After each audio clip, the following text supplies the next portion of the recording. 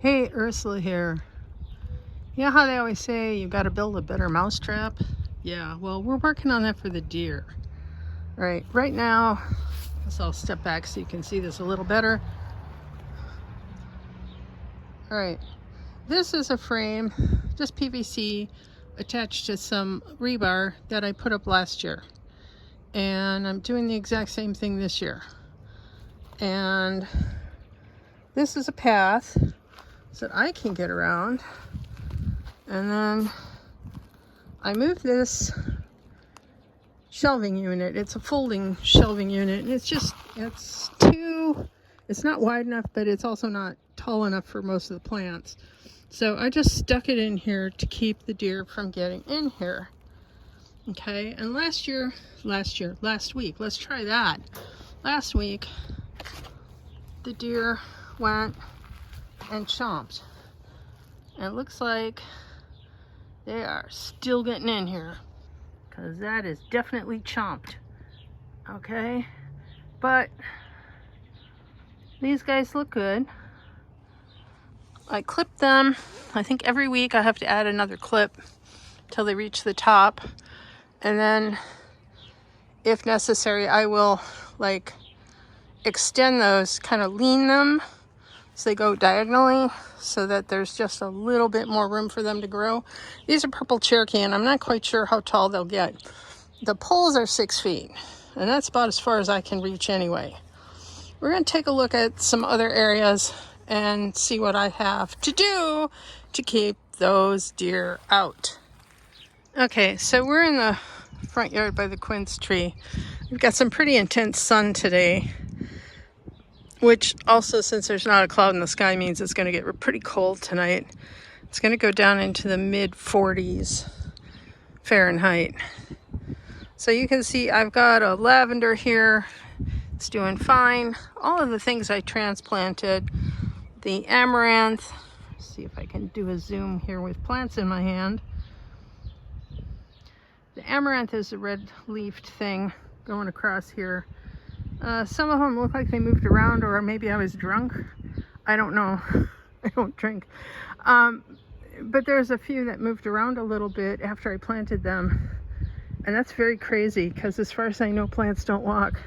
And these are just a little too rooted for the squirrel to kind of move them around, which the squirrel does like to do.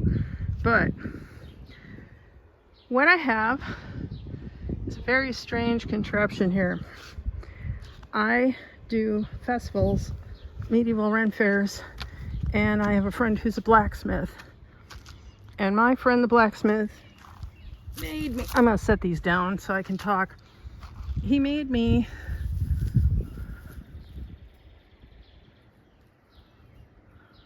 these hooked things that I can put a bar across so that I can hang my shawls, or if I card weave belts or trim or whatever, I can use them. And since they poke into the ground, I can put them anywhere, wherever I set up, as long as it's not on concrete. So I ordered a net for the blueberries to keep the birds out. The birds have been enjoying this net immensely. It's not a kind of net. Look at that. That's at least 6 inches. It's not the kind of net that would keep birds out of anything. I'm not quite sure exactly why they have a net like this. I suppose peas could climb it. But I'm going to use it as a fence. So right now, the deer got in here and they chomped every single tomato down the line at about 6 inches tall. They didn't get this guy. This guy's doing okay, because I saw what they were munching and I put this thing up. I got this guy on the end though.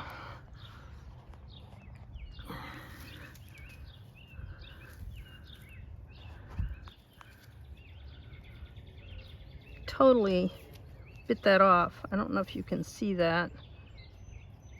So fortunately, tomatoes sucker, and that means they make lots of shoots. So hopefully that happens and we can pick some of these guys up.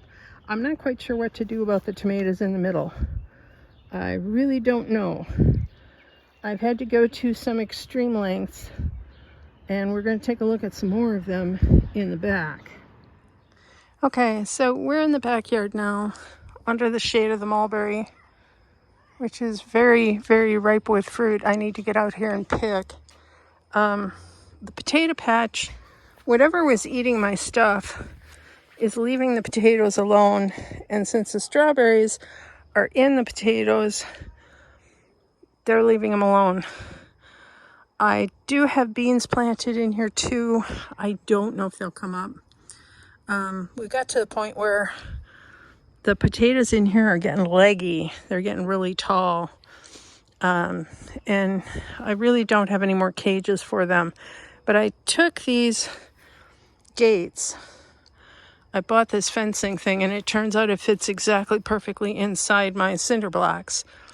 I took it and took the two that were here. I didn't have any side pieces, so I know that anything could have gone in and eaten anything it wanted to, and yet it didn't, because I got these beautiful strawberry leaves here. Whereas in other places, the strawberry leaves are totally gone. And so are the beets, and so are the carrot tops, and so on and so on. So right now this is a very shady area, but we're going to go up top into the garage garden, and I'm going to basically recreate this with these gates and the poles across the top in the backyard.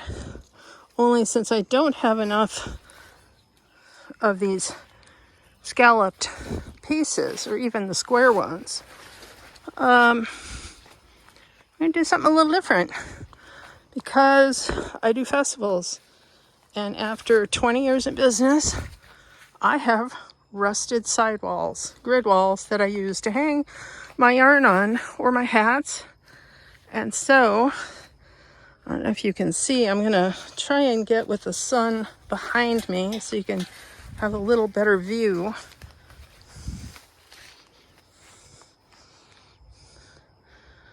You see I have the gate and the gate and a 2-foot grid wall, and I'm going to put another one in the front here, but I wanted to plant it first. I pulled out all of the things going to seed, which is that mess over there in the corner, which I will clean up and compost. Right now, I'm pulling things together to put in here tonight.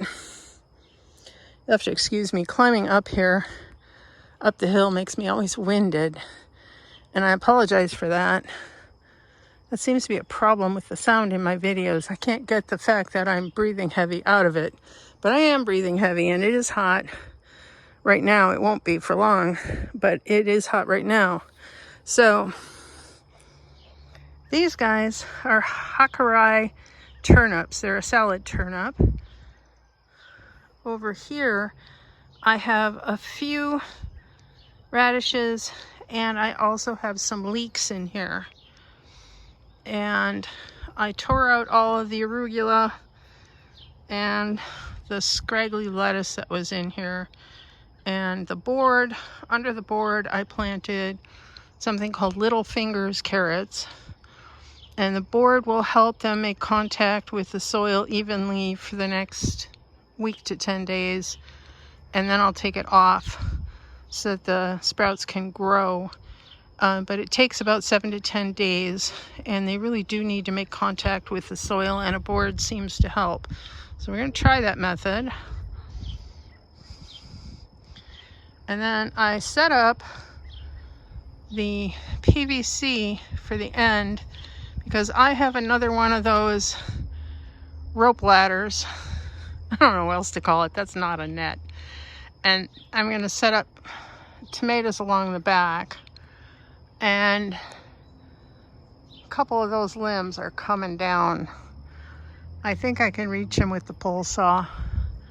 And then the plum was going to get trimmed anyway. So that'll open this up to more sun, which tomatoes need in order to grow. And I have a whole bunch of tomatoes that need to go in here. I have San Marzanos, and they are not happy about the amount of rain we got earlier this week. they look bedraggled. I don't know what else to say. I'm hoping as soon as I get them in the soil, they'll recover. So I have my raised bed soil here. I got green sand in to help it loosen up because it tends to become clay real fast. And then the tool I'm going to put on the blueberries in the front yard.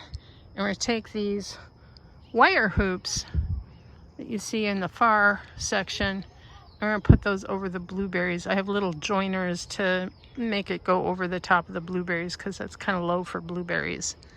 So that's the current plan. So what we got in here is tonight I'm going to move zucchini in here. I have green beans I just planted, and I planted a row of green beans in here down that strip in between the turnips and the radishes. Those will be gone shortly. The turnips and radishes should be gone within 30 days. So I'm hoping to get good germination. I'm going to be putting some Sluggo Plus in here because we have a lot of roly-polies and they're going to eat the heck out of my seedlings. So the other thing I've got going on here is I have some alyssum and I have some nasturtiums.